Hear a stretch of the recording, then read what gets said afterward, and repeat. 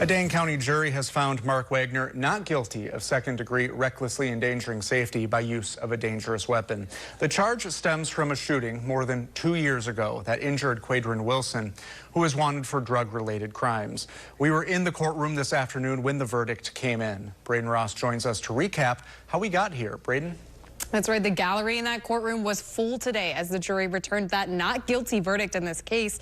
But this decision has been almost 2 weeks of testimony in the making. Here's how it happened. Hello? Hi, is this Mr. Wilson?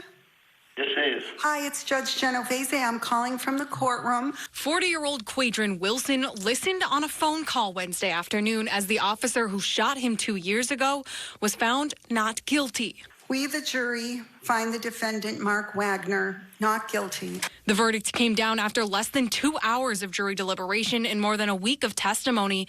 During the trial, both Wagner and Wilson took the stand to talk about this moment, a shooting during a high-risk traffic stop on Madison's East Side in February 2022. I heard somebody scream, "Gun, he got a gun," yes. And you said, "No, I don't." I screamed no, and I dove towards the passenger side. And then you heard 15 to 20 different shots. Man, it felt like 1,000 shots, to be honest with you. Wagner shot Wilson, who was wanted on drug-related charges during the stop.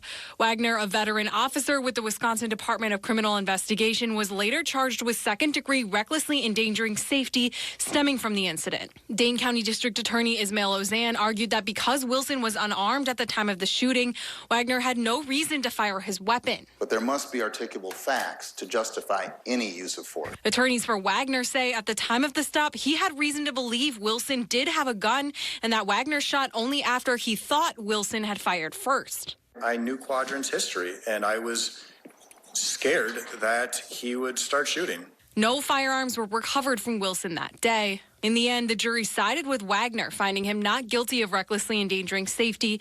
He left the courtroom to a round of applause. Now, Wilson could still choose to pursue civil action against Wagner for the incident.